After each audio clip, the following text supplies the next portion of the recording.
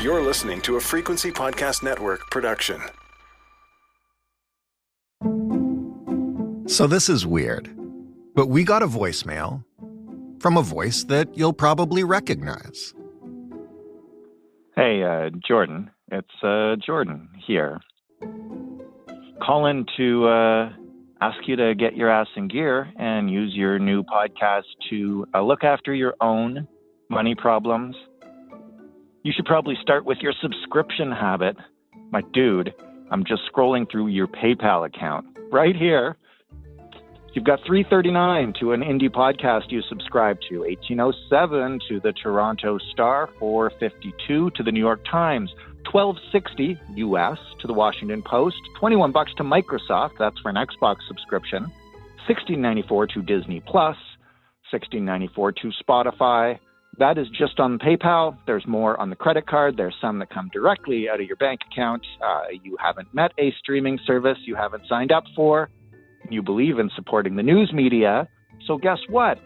You subscribe to a lot of newspapers and video games and podcasts and, independent media. That too. There's Defector and the Narwhal. And you subscribe to a couple of your friends' Substacks because you've had them on the show and you thought it would only be fair to pay them for their work personally.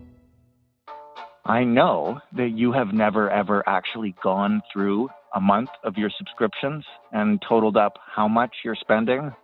But I bet if you did, all of a sudden, it would make a lot more sense why you don't actually have as much money as you think you do. And so you got this brand new show. You're using it to solve other people's money problems. Why not yours? Come on, dude. Get it together. Otherwise, you're just being a hypocrite. Go solve our problem. Thanks. I'll hang up and listen. Yep, that's me. You're probably wondering how I found myself in this situation. I'm Jordan Heath Rawlings, and you're listening to In This Economy, the show where we help you understand the systems that create the money problems we find ourselves in, including me, from grocery bills to mortgage renewals to out-of-control lists of subscriptions that show up on your bank statement, your credit card statement, your PayPal statement, and everywhere you look. In each episode, I talk to a listener. In this case, that listener is me, who is facing a financial challenge. And then I talk to an expert who can explain the factors causing that problem and how the whole situation came to be. And finally, we try to find solutions. They might not be perfect solutions, they might not solve everything, but they will make a difference in your wallet, and they'll help you plan for the future, even in this economy. Our caller today, as I mentioned, is me, and as you heard, I've got a big problem with subscriptions. I really don't think I'm the only one. So I decided to call up Barry Hertz for some insight into how this got so out of control. Barry is the deputy arts editor and film editor at the Globe and Mail. Barry, I remember the day that I subscribed to Netflix and it was like a revelation, and I added it up today, and I am subscribed to 6 separate video streaming services. And I include sports in that, but that's a lot. And they now cost me a little over $100 a month. I guess my big opening question is how did we get from Netflix $8.99 to 6 streaming services $100-something a month? This is a great question. I think this is the question that the streaming services definitely do not want to answer for you. Because this was the promise of the great streaming revolution, right? You could decide what you want, when you want, how you want, and you could leave the cable bundle behind. But basically, this is what happens when great promises come crashing down and meet reality. There can only be so many competition before things get fragmented. And I think, subscribers are starting to, if they haven't already, given really hard looks at their monthly bills and seeing where all that money is going And they're going to be making some tough choices. And we're going to see some streaming services disappear entirely because of those choices.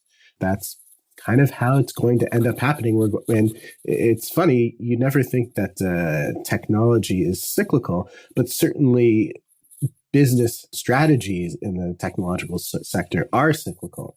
And we're back to just where we started with that cable bundle and people feeling that their choices have been ripped away from them and that they need to make some interesting cost-saving decisions. I'm really interested in talking about how we've come full circle, but also, first of all, I'm just fascinated by Netflix because for so long it seemed like it was going to be the one, right? It was going to be the one that you would need outside of cable TV, and off we go. How did it lose its market share? Is it still dominant? And where did all these other ones come from? I would say that Netflix is still the one, and that it will come out of this current era being the one.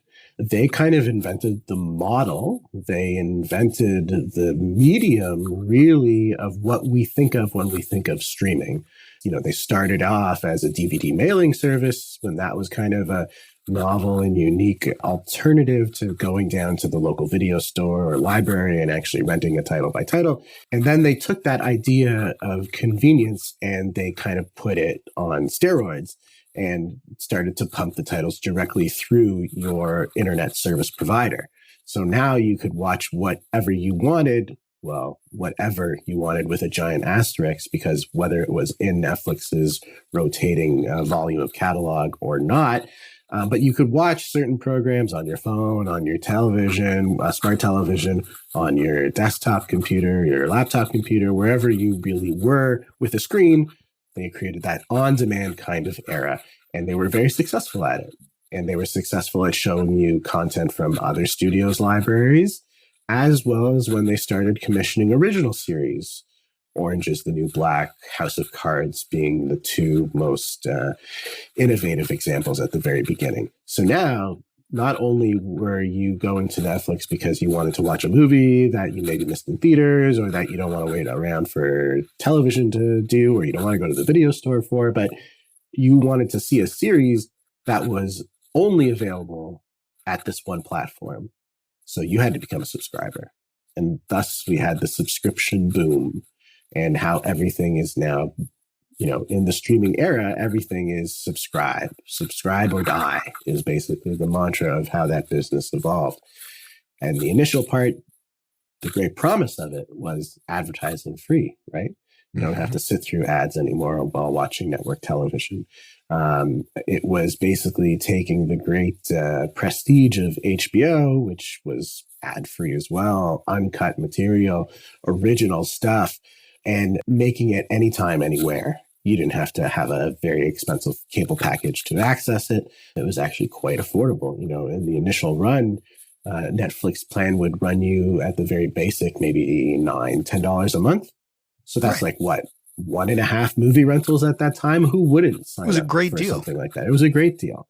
Now, it was such a great idea that everybody else thought, well, we should do that too. And why aren't we doing that? And why are we giving our movies to another service for a relatively low licensing fee when we could create our own giant streaming service and rake in all the profits by getting all our subscribers over there? And so then you had the kind of expansion of the streaming world, and you had HBO Go, HBO now Max, which has turned into just Max. You had Amazon getting into the business with Prime Video. You have Disney getting into it with Disney Plus. You have Paramount getting into it with Paramount Plus. You have Hulu in the States. You have Crave in Canada. You have the Criterion Channel. You have Mubi. You have all these different services that are competing for what is not an unlimited pool of eyeballs. Right. The kind of great arms race that was involved in the streaming war was kind of assuming that there were all these vast untapped markets, not just in North America, but in the world. And if a streaming service could get those markets and turn them into loyal subscribers and loyal customers, then they could, you know, succeed and be world conquerors. But really, there is a ceiling to that, as all the streamers discovered. But in the meantime, the pandemic came along. The theatrical market, which was always in some sort of trouble, certainly with Netflix on the ascension, crashed down to complete standstill with the restrictions that the pandemic brought on. And then it was just a free-for-all when it came to streaming. Every studio was now investing in their own streaming service. Even though, if you kind of stop to think about it for just 2 seconds, you were killing one business that has been proven to be a reliable profit center for a century, and doing so at the expense of this wild, new, unpredictable market, which was streaming, which was very new, which had a lot of question marks around it, and also had a big, huge, fat competitor in Netflix that had led the charge for a decade plus prior. And now we're out of the pandemic mostly. Certainly the theatrical restrictions are over, and everybody's looking around and saying, wow, what happened? I guess we kind of killed the theatrical market to feed the streamer market, but that didn't really work because Netflix is still the leader and our streamers have yet to turn a profit. In fact, we're still pouring millions, sometimes billions worth of bad money into these things, as you'll see with a place like Peacock. Well, that was going to be my next question, which is, aside from Netflix, you mentioned the goal is to get a ton of eyeballs and start raking in money here. Who's raking in money? Are any of them raking in money aside from Netflix? Well, depending on the kind of fuzzy math that you want to believe, Warner Brothers Discovery has turned a profit for the first time with their Max streaming portal. But that also doesn't really take into account the billions of dollars that they slashed out of their expenses and employees and content spends. So sure, it's starting to make some money, but it also has kind of conceded the fight as well, because as you'll see, a lot of HBO shows now, which are under the Warner Brothers Discovery umbrella and should theoretically only be available to stream on the Warner Brothers Discovery streamer, are now available on Netflix, because that's how they actually can make some money.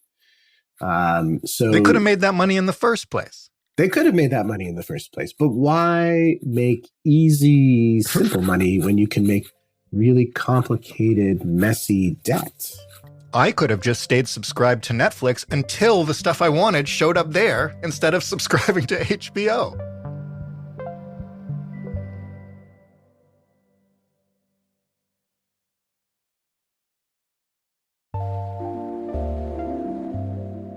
The past few years during the pandemic have seen a ton of mergers of production companies or just brands, for lack of a better word, like the Marvel Cinematic Universe or whatever, being just outright purchased by other companies. How has this affected what's available where? And I mean, ultimately, the ability of the average person to understand what's happening right now in the market. Yeah, I mean, I work in the industry, I cover it, and I should know exactly where things are playing and how to access them. And often I'm left totally confused. I cannot imagine the general audience being able to decipher all these different licensing and sub-licensing deals that go into what is playing where.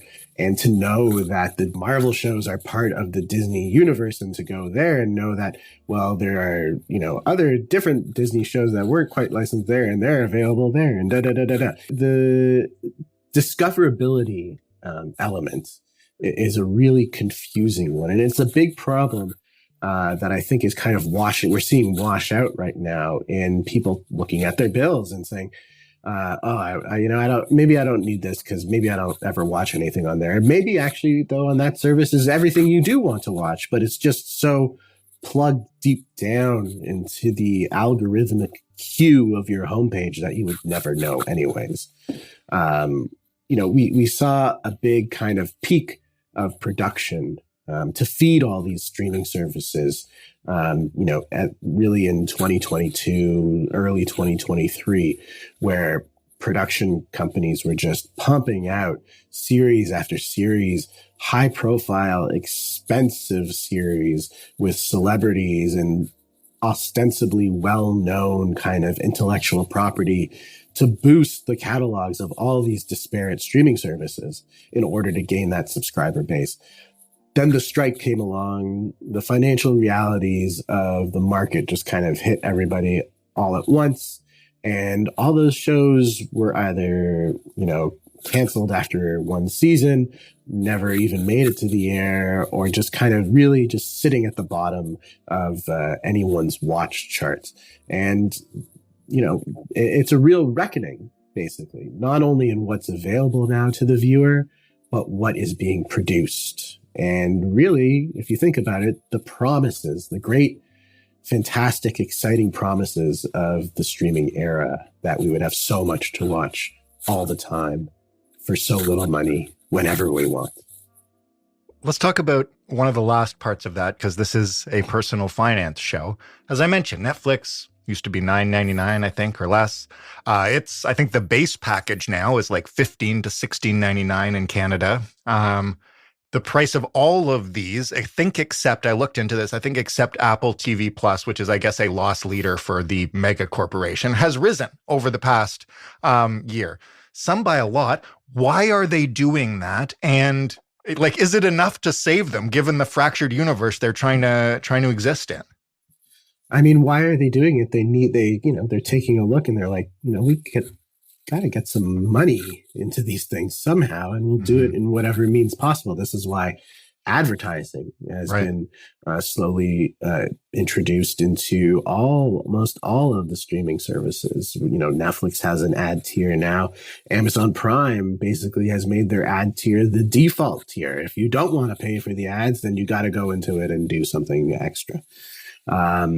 So there's a come to Jesus moment that's happening throughout. And Apple TV Plus, yes, while perhaps the most affordable and a loss leader for a tech giant that could buy all the streaming services and you and I and the entirety of Canada 100 times over, is only a loss leader so much until they realize, we don't want to do this anymore. Right. And they raised prices too, not by much, but by a little. I missed that. I think it was what was once $6.99 is now $7.99 a month. I subscribe to so many, they just sneak $1 past me here and there. Exactly, it's $1 here, $1 there. That's the philosophy. They'll think that there's a tolerance from the consumer about how much they'll be willing to pay extra, and eventually, those tolerances add up. Isn't that what killed cable TV, and we've just made it again? We have just made it again. But what is the alternative for the consumer right now? Nobody is going to go back, certainly, to cable TV. That is just not going to happen. So there is still the banking on the notion that, consumers have developed these habits, and we have, no argument here, made it easier to watch things wherever we want, whenever we want. So $1 of pain here, $2 more of pain there, that might be enough to kick it down the curb for just a little while longer, at least until some of these services start to merge and we see a wave of mergers and acquisitions and conglomeration in the streaming sector, which is, I think, inevitable. That's the end game, right? I remember talking to a business analyst about the future of online gambling in Ontario and in Canada. When it first began, there were 30, 40 different online gambling companies. And he said, eventually the big fish eat the little fish, and there'll be 3 guys, and you'll use one of those 3 guys. Right, exactly. And we're seeing it already. I mean, Paramount, one of the big remaining 5 Hollywood legacy studios, You can't go a headline these days without hearing about acquisition talks from them. So there's, and same with Warner Brothers Discovery. Everybody's saying that, it'll only be a number of days before they spin off some of that to perhaps, NBC Universal, Comcast. So there goes Peacock and there goes Hulu.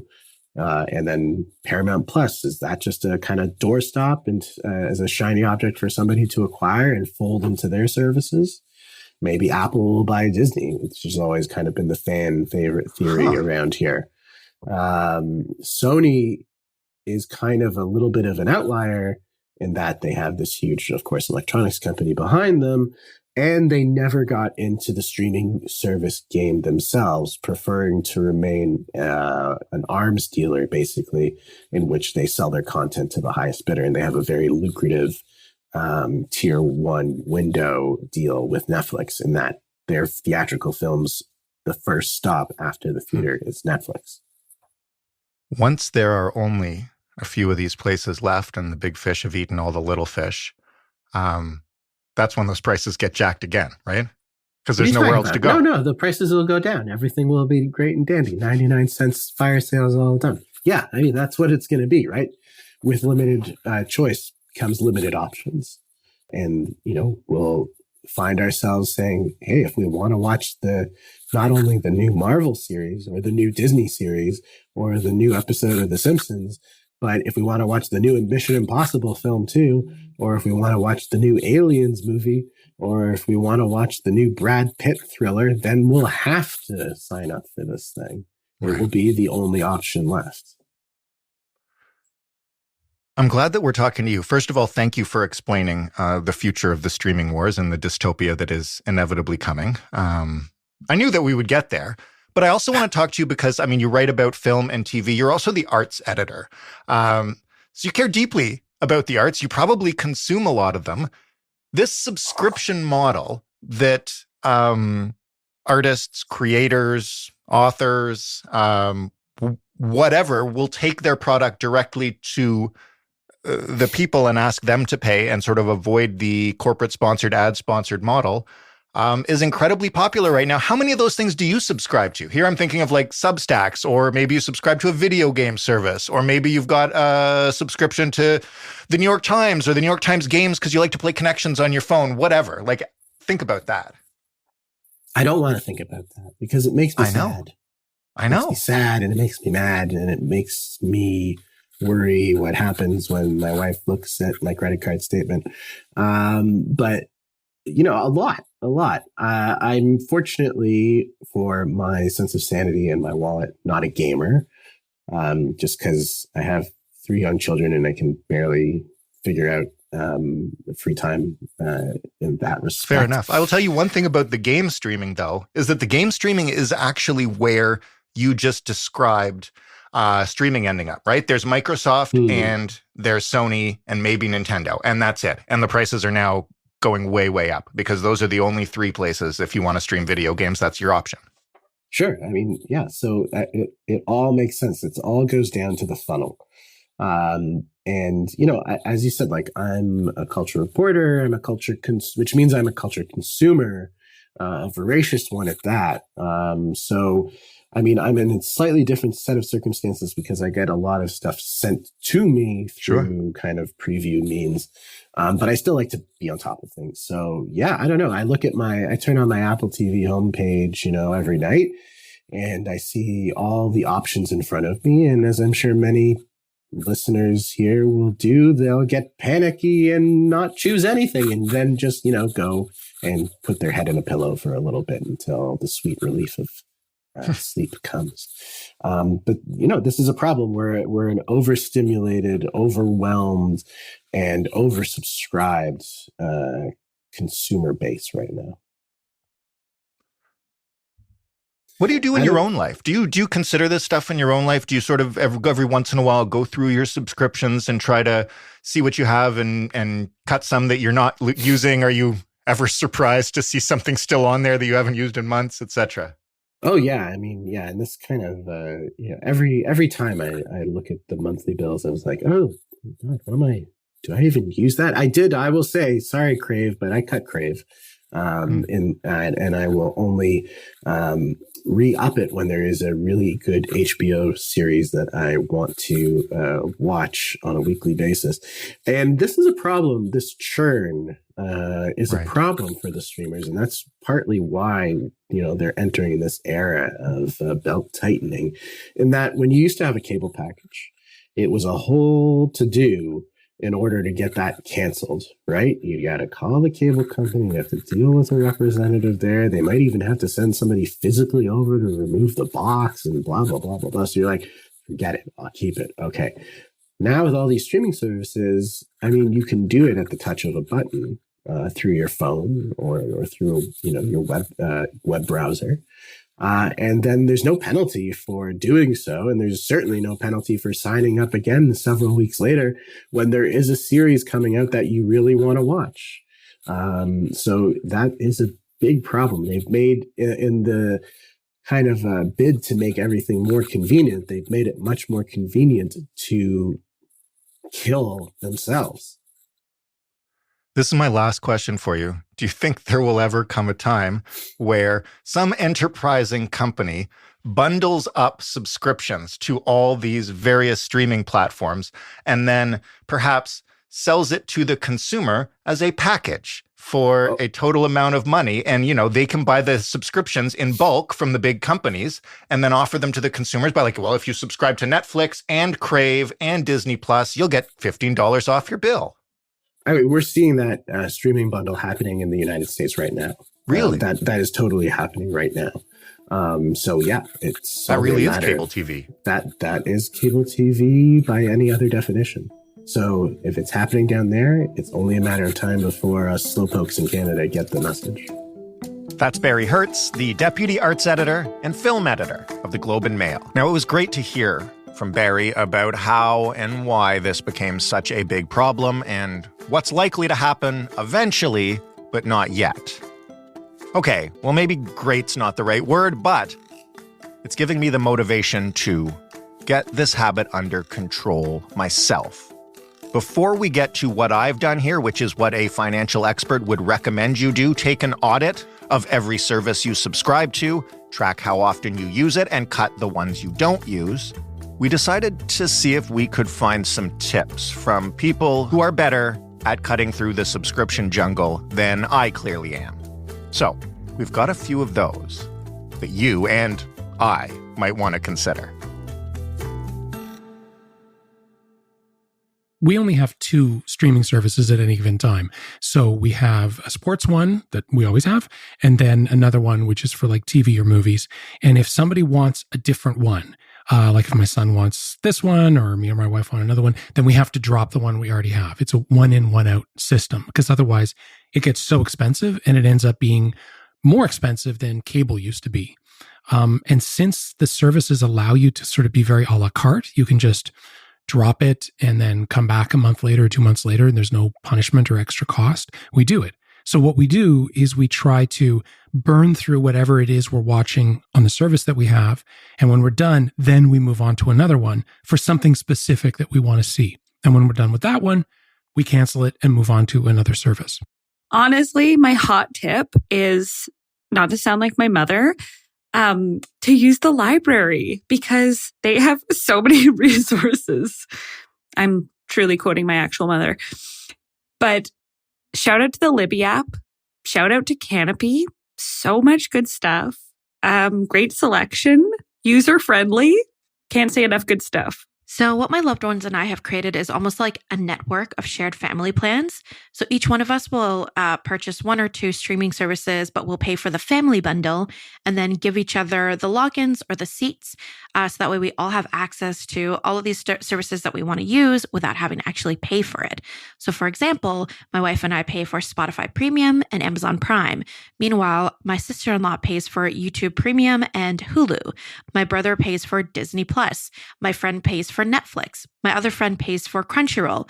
And then another friend also pays for Nintendo Online.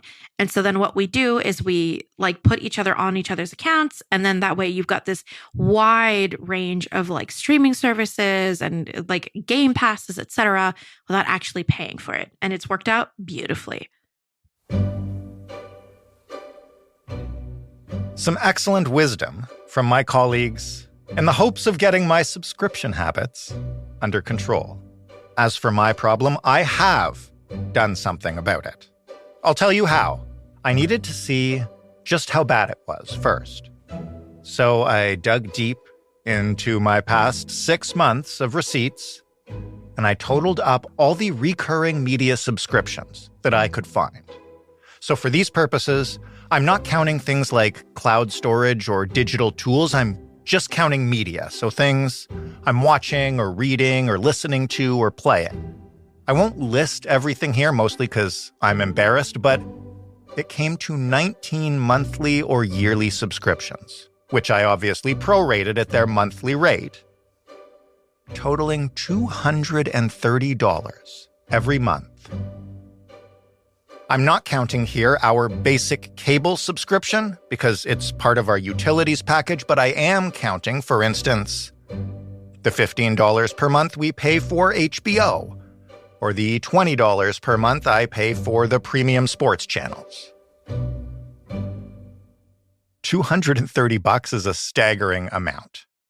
So I spent the past couple of weeks, including 1 week of full-on vacation, tracking just how many of these services that I actually engaged with regularly. I would highly recommend you do this too. Sure, a digital subscription to a publication that you like might only be $5 or $6 a month, but if you're only using it every few weeks, you're probably okay with the 3 or 5 free articles you get before you hit the paywall. When you track it like this, you get a sense of the value you're getting in return. So when I tracked my usage, it became clear there were a few, easy cuts. So simple I'd been throwing money away. I hadn't read a comic book, for instance, on my iPad subscription service in months. Now it's gone. I honestly forgot for a few months there that I was a Washington Post subscriber, so that's going too. I'll live with the 5 free articles. I only need 1 subscription video game service since I don't even have a lot of time to play video games right now, so one of those can go as well. And there were a handful of subscriptions, like one to a premium football analytics website that I can certainly cut when the sport is in an off-season, and then I'll reevaluate later.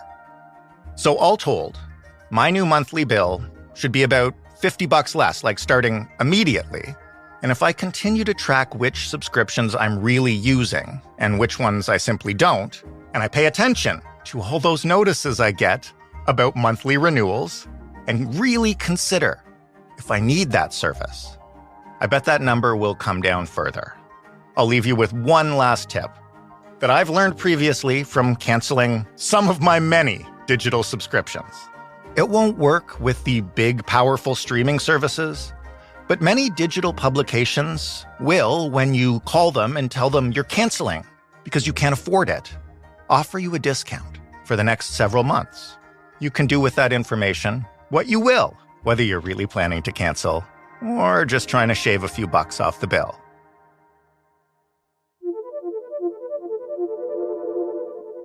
Thank you so much, obviously, to Barry Hertz from the Globe and Mail for sharing his insight with us this week, and thanks to my colleagues for being more savvy about their subscription services than I clearly am. I have much to learn, but at least I'm starting. And thanks to you, as always, for tuning into this show. If you have a money problem, you know that we want to hear from you. You can call us at 416-935-5935. You don't need to give us your real name. If you do want to appear on this show, though, you need to leave an email address or a phone number where we can get a hold of you. The address is hello@itepod.ca. Explain your problem in as much detail as you feel comfortable with, and again, make sure we can get in touch with you. Watch for our email in return. You can also find us on social media if you're so inclined. We're on Instagram and TikTok at InThisEconomyPod. If you like this show and you want more of them, you got to share this with your friends, with your enemies, and tell them to listen and get help with their own finances. You can also rate, review, follow, like, whatever's available in the podcast app of your choice. I'm your host and your executive producer, Jordan Heath Rawlings. This episode was written and produced by Allison Broverman and Stephanie Phillips. The sound design was done by Ryan Clark. Mary Jubrin is our digital editor. Diana Kay is our manager of business development. Together, we're the Frequency Podcast Network, a division of Rogers. Thanks again for listening. We'll talk to you soon on In This Economy.